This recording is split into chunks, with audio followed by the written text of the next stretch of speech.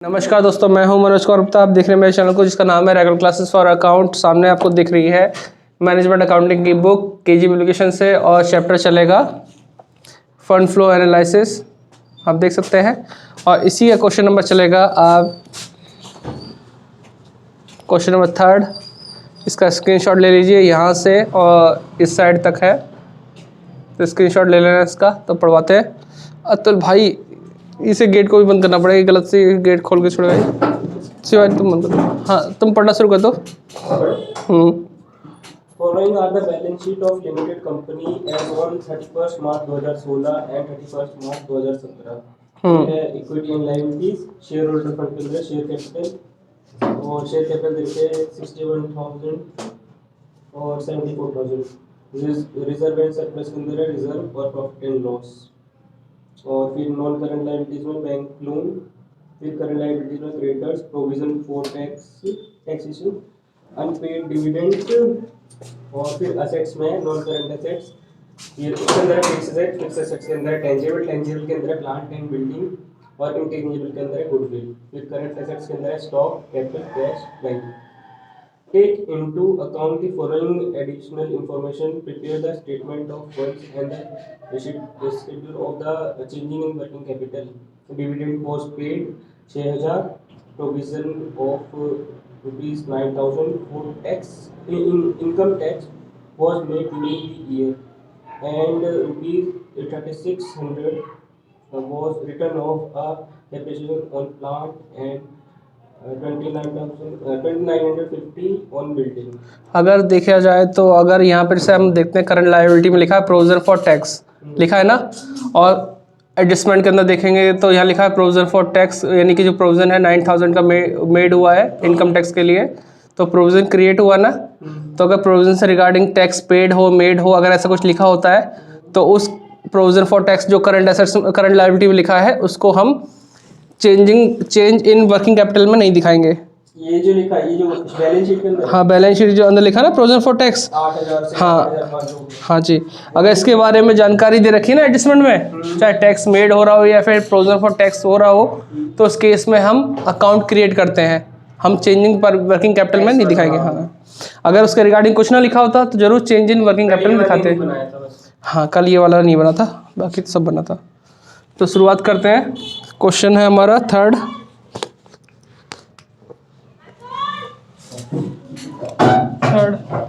क्या हो गया तो एक सेकंड, स्कूटी स्टार्ट कराएगी क्या? एक सेकंड को पॉज करते हैं। तो स्टार्टिंग करते हैं। क्वेश्चन नंबर 3 है, शायद यहाँ पे ना दिख रहा हो, यहाँ लिख देता हूँ।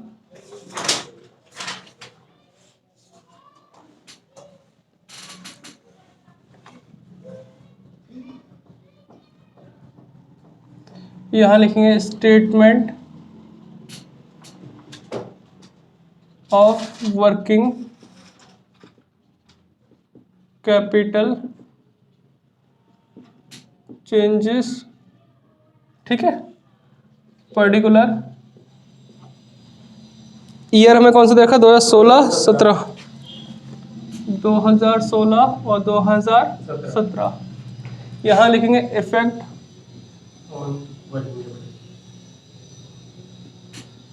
Working capital. बहुत बड़ा काम हो गया। इधर इंक्रीज डिक्रीज लिख दिया।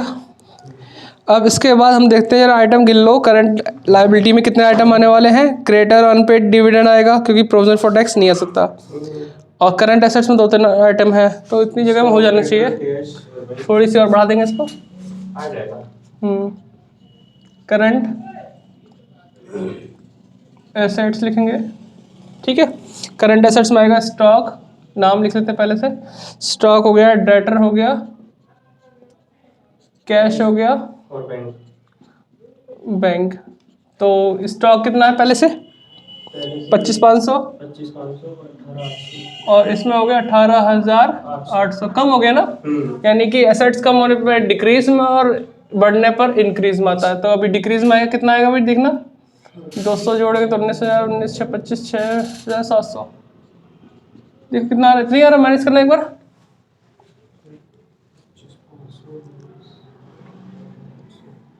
हाँ, ठीक है, ये आगे डिक्रीज में है ना। आगे बढ़ते हैं, डेटर पे देखो ये भी कम हो रहा है 22,000 से 16,200। तो कितना हुआ? 5,800 डिक्रीज में हो जाएगा। 5,800। फिर इसके बाद आता है कैश। कैश में क्या हुआ? 150 से 180 हो गया, बढ़ गया 30 रुपये इंक्रीज में हुआ है ना। यहाँ पे बैंक में 2100 बढ़ गया एकदम से, ठीक है। अब आता है ये टोटल करने का सिस्टम। तो ए हो जाएगा टोटल आप लेफ्ट वाली करो, मैं राइट वाली करूँ। करंट एसेट्स, ठीक है। दोनों ही कर लो तुम, मैं अगला लिखने का सिस्टम करता हूँ।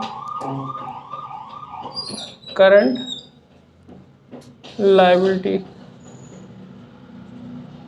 ठीक है। करंट लायबिलिटी में क्या आएगा आपका? क्रेडिटर और अनपेड डिविडेंड, ठीक है। 37,280 किसका? इसका ये राइट वाले का। हाँ, 37,280 इधर।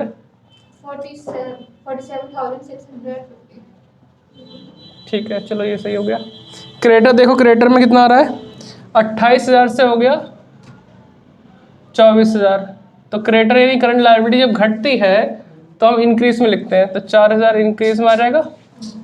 फिर हमारा था अनपेड डिविडेंड डैश 3,000, तो मतलब बढ़ गया, बढ़ने पे हम डिक्रीज में लिखेंगे 3,000, ठीक है।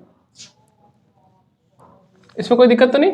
नहीं, अब इसे भी जोड़ लेते हैं, 28 और 27।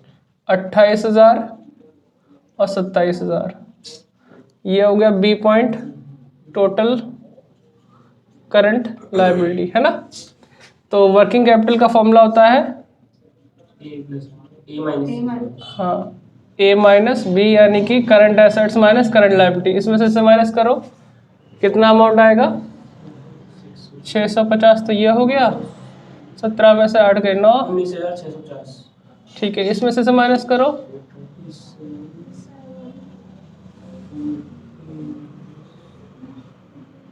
ये 10,280। ठीक है। तो ये हमने लिख दिया इतना। अब ये देखो, बताओ ये पहले से बढ़ गया घट गया? घट गया भैया। 2016 में तो ये था 19,650 और ये 17 में 10,280, मतलब घट गया, डिक्रीज वाला मैटर है। तो हमें मालूम हो गया आंसर डिक्रीज में आएगा। तो हम ये वाली चीज़ यहाँ पे लिखेंगे 19,650 और दोनों साइड कर लेंगे 19,650, फिर माइनस करके जो आंसर आएगा वो कितना आएगा?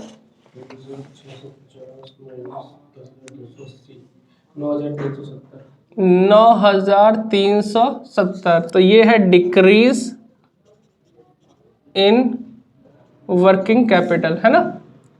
अब ऐसी चीज यहाँ देखेंगे भाई, इनक्रीज का टोटल ज़्यादा बैठ रहा है डिक्रीज का? डिक्रीज का ही लग रहा है वैसे तो। हाँ, तो जोड़ना कितना आएगा?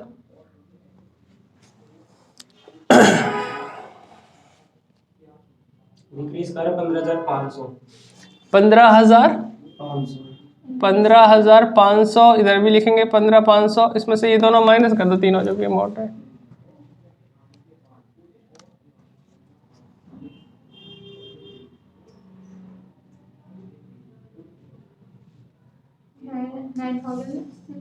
वो 9,370। सेम आ रहा है दोनों का, ठीक है। तो डिक्रीज में है, डिक्रीज में दोनों आंसर पास पास होते हैं, इंक्रीज में दोनों आंसर दूर दूर होते हैं, डैश, ठीक है। इतना हो गया हमारा। फिर हम ये जो फंड फ्लो स्टेटमेंट का है इसके नीचे बनाते हैं तो भी काम चल जाएगा, लेकिन जगह कम लग रही है, मैं सोच रहा हूँ उसको वहाँ बना दूँ और बाकी जो अकाउंट बनते हैं वो नीचे नीचे। आ जाना चाहिए, जगह की चक्कर है ना। चलो कोशिश करते हैं। बात वही ना, इनको दिखाई दे रहे वीडियो में, दिखाई दे जाएगा। मार कर रेस्ट मोड में जा रहा है। तो पूरी अच्छी क्वालिटी की ला रही है। मैं इसलिए 2 ले आया और एक्स्ट्रा। तो यहाँ लिखूंगा फंड फ्लो स्टेटमेंट, ठीक है, source of fund, application of fund. ठीक है, ये हो गया। अब इस चीज़ को करने के लिए हम बैलेंस शीट को स्टार्टिंग से देखते हैं, इस चीज़ समझने के लिए। जैसे कि शेयर होल्डर फंड लिखा है ना, उसमें शेयर कैपिटल लिखी हुई है। शेयर कैपिटल पहले से बढ़ गई घट गई? शेयर कैपिटल भैया बढ़ गई है। तो बढ़ने से पैसा आता है, तो हम यहाँ लिखेंगे issue of share capital. Source of fund में गया। हाँ, इशू ऑफ शेयर कैपिटल कितना, 61,000 से 74,000 हो गई ना, 13,000 बढ़ गई, 13,000 का तो डिफरेंस आया। फिर है रिजर्व, क्या लिखा हुआ है?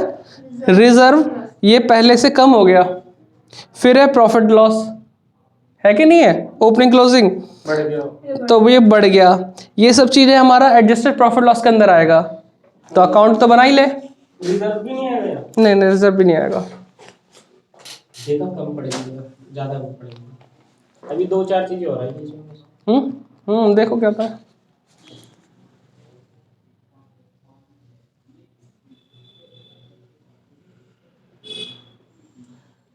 इससे बड़ी अभी चौक दिख जाएगी है ना। चौक इस पे चलेगी नहीं ना।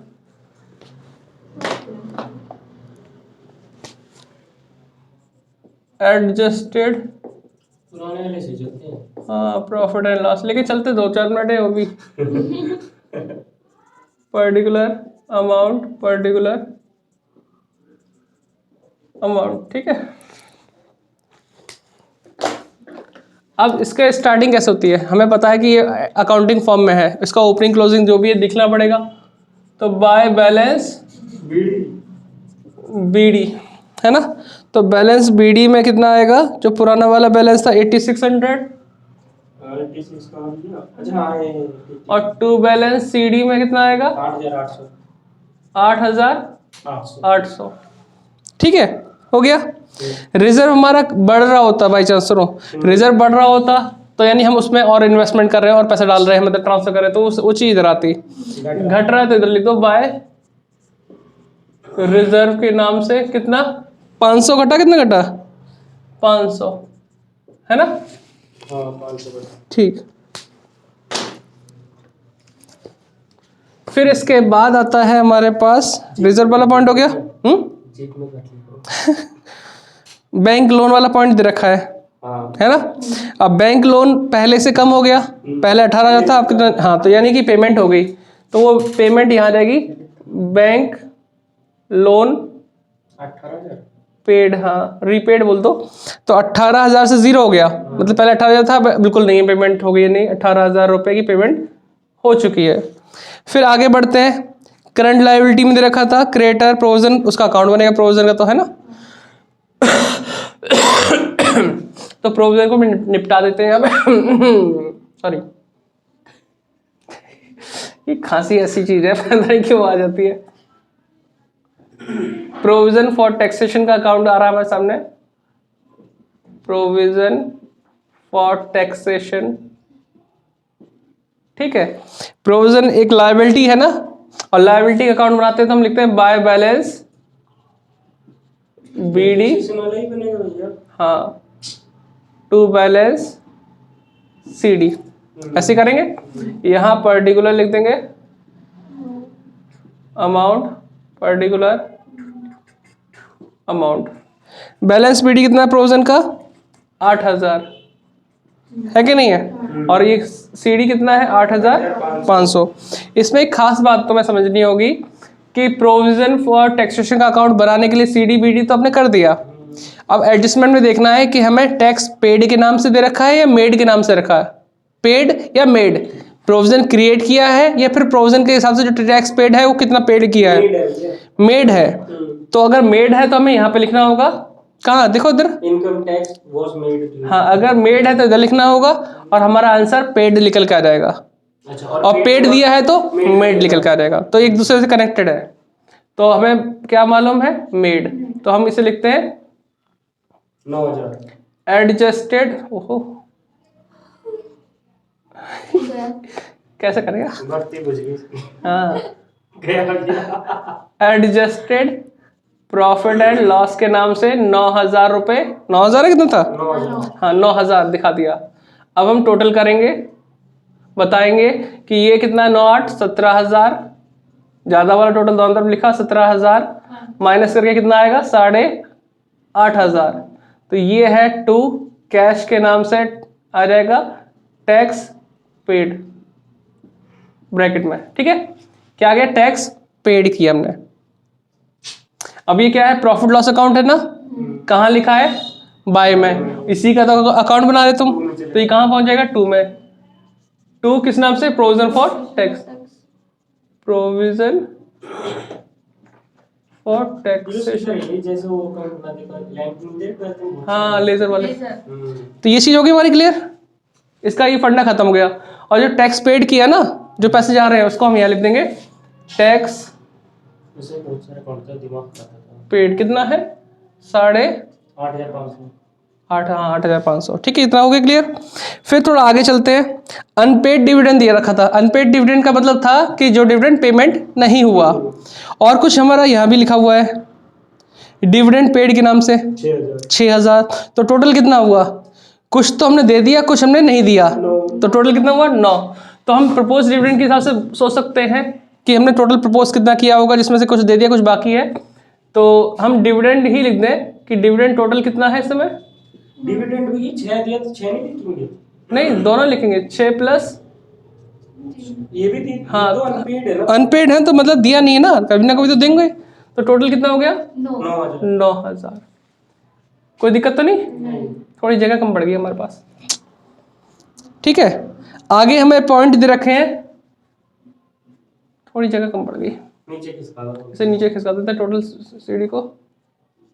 To balance BD. सीडी जो था कितना था हमारे पास? 8,800 था ना उसका प्रॉफिट लॉस का जो हमने लिखा, 8,000। ठीक है। इतना हो गया, डिविडेंड वाला पॉइंट क्लियर हो गया। हमारे पास क्वेश्चन में लिखा है डेप्रिसिएशन। क्या लिखा हुआ है?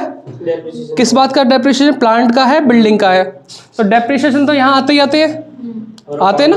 और इसका अकाउंट भी बनेगा ये चेक करने के लिए कि हमारा को परचेजिंग हुई है, सेल हुआ जो भी है। तो हम यहाँ पे लिखते हैं to dep on plant P and B लिख दो या। और टू डेप ऑन बिल्डिंग। तो ये प्लांट पे कितना था? 3,600। और इस पे कितना था? 2,950। तो ये तो हमने कर दिया काम। अब इसका अकाउंट भी तो बनाना पड़ेगा। अगर डेप दे रखा है तो उसका अकाउंट बनाओ। पहले डेप किस पे दे रखा था? प्लांट पे। तो प्लांट अकाउंट बना के देख लो कि प्लांट हमने खरीदा है, बेचा है। फिर सेपरेट हम बिल्डिंग का बनाएंगे। हाँ, तो प्लांट अकाउंट, ये इकट्ठे नहीं बन सकती है डेप्रिसिएशन अकाउंट बना के? हाँ इकट्ठे नहीं बन सकते? नहीं, पर्टिकुलर गलत बात है। अभी सिखा रहा हूँ ना, जैसे मान लो परचेज के सेल के, क्योंकि छोटी छोटी चीजें भी पूछ गई तो आपको ये काम बहुत शॉर्ट में निपटाना है एमसीक्यू के अंदर, बदल लो भैया, हो गया। ठीक है। अब ये प्लांट हमारा एसेट्स है तो इसका आएगा टू बैलेंस, बीडी। क्योंकि एसेट्स ऑलवेज डेबिट होती है ना। और इधर आएगा बाय बैलेंस सीडी। प्लांट में देखो जाके तो प्लांट की वैल्यू कितनी दिख रही है आपको? पुरानी वाली 38,000 और नई वाली 43। ठीक है। इससे रिगार्डिंग कोई पॉइंट तो बोला नहीं कि सेल वेल करिए वगैरह वगैरह, बट डेप बोली थी। कितनी बोली डेप? प्लांट पे? हाँ प्लांट पे 3,600 36 है ना। अब टोटल करें तो ये कितना हुआ? 46,600। 46 ये तो गया। बच गई 32।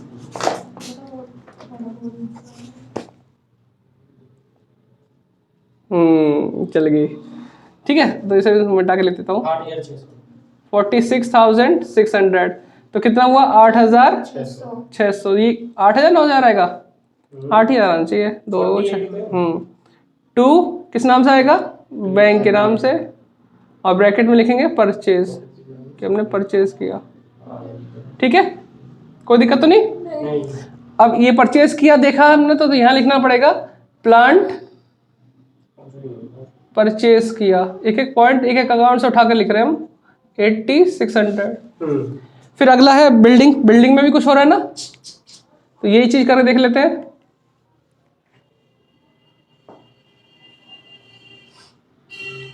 बिल्डिंग अकाउंट टू बैलेंस यहाँ पर्टिकुलर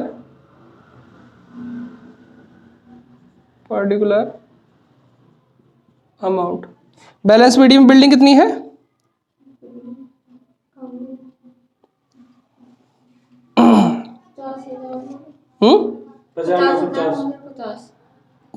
50,950 की है ना? 50,900 ठीक है। और by balance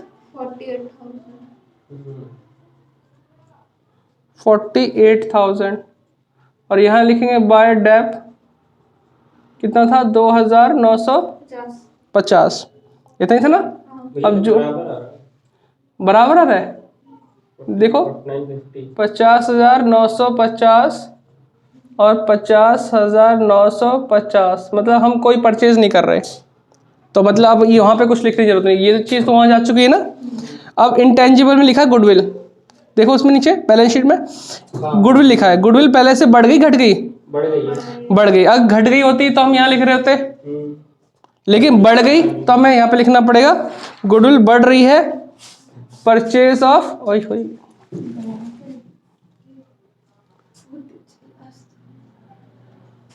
purchase of goodwill. Purchase क्या है अभी? परचेज कोई करते हैं तो अपना ऐसा होता है गुडविल बढ़ती है ना, कभी कभी कुछ चीज़ परचेज करने पे बढ़ती है। अच्छा 2520 जैसे कभी हम एसेट्स खरीद रहे हैं किसी बिजनेस की, और एसेट्स जैसे शेयर डिवेंचर वाले में हमने देखा है ये पॉइंट होते हैं वहाँ पे कि अगर हमने एसेट्स खरीदा किसी का और जब बिजनेस खरीदा तो उसमें एसेट्स पे तो लाइबिलिटी होती है, तो एसेट्स में से लाइबिलिटी माइनस की तो नेट एसेट्स आ गई। अब नेट एसेट्स हैं हमारे पास 16,000 की या 16 लाख की, हम पेमेंट कर रहे हैं 20 लाख, कितना फालतू कर रहे हैं उस चीज़ के लिए? 4, तो वो गुडविल की वैल्यू निकल आती है, तो उस टाइप में कहते हैं इसे। और वो गुडविल वाला पॉइंट हो गया, तो अब आगे आते हैं स्टॉक डेटर कैश, ये तो हो ही गया, और डिविडेंड पेड वगैरह हमने लिख ही दिया है ना। तो डिविडेंड पेड वाला पॉइंट जो है तो कितना पेमेंट हुआ था? 6,000 है ना। तो हमने टोटल कितना लिखा था? 6 और 3 कितना था? 9। हाँ यहाँ पे दोनों ही दिखाएंगे। क्या हुआ? एक सेकंड भैया। तो बच्चों सारा काम हो गया, बस डिविडेंड वाला पॉइंट हमें समझना है। डिविडेंड हमने कितना दे दिया, कितना अनपेड है। तो टोटल हम यहाँ लिखते हैं अनपेड, ओ भैया ये वाले चलाते हैं, अनपेड डिविडेंड कितना था? 3,000 था, और डिविडेंड पेड 6,000।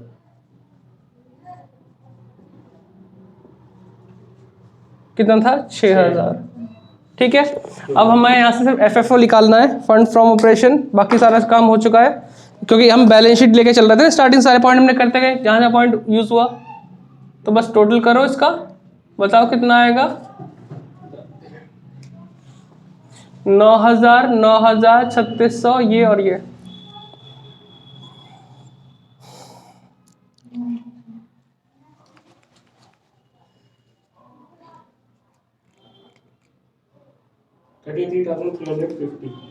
कितना? 33,350। 33,350। 33,350 में से ये दोनों माइनस करो।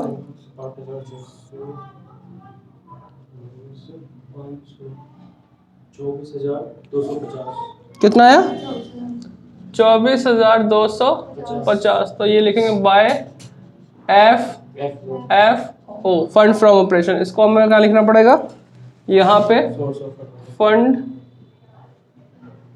फ्रॉम ऑपरेशन कितना था? 24,250। ये देखो डिक्रीज इन वर्किंग कैपिटल आया था, इसको भी तो लिखना था यहाँ पे। इंक्रीज हम हमेशा इधर लिखते थे, डिक्रीज कहाँ लिखेंगे? इधर लिखेंगे डिक्रीज 9,370 इन वर्किंग कैपिटल 9,370। तो टोटल पे आ जाते हैं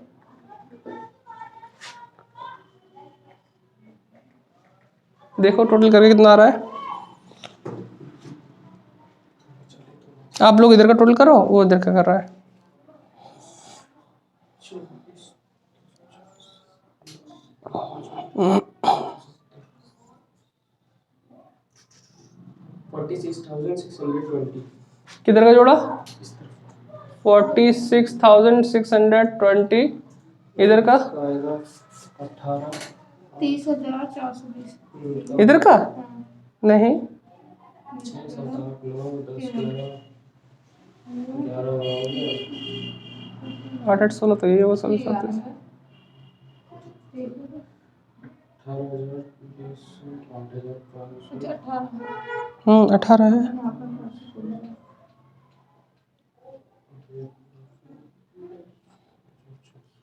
ये सारे काम तो कर ही दिया।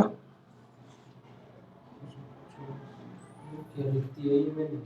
अच्छा सही लिखा। कोई यार कौन? बालक आएगा।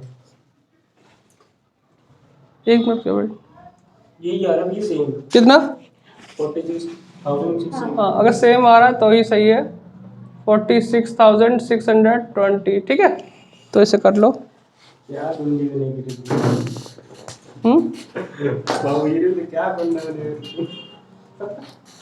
कोई नहीं, अभी से नोट डाउन कर लो, बड़ा क्वेश्चन है। बहुत बड़ा ये देखते हाँ। देखते आप कोई नहीं, अब लिख लो धीरे धीरे भाई यार। इसमें लिख रही है, ये आधा पता है? ये जो आप समझा रहे हो साथ साथ ही लिख जा। देखो, अब जूम करके नहीं दिखाई दे रहा होगा थोड़ा बहुत। दिख रहा होगा। अगर ये 4K में बनती ना तो ज़्यादा दिखता है इनको।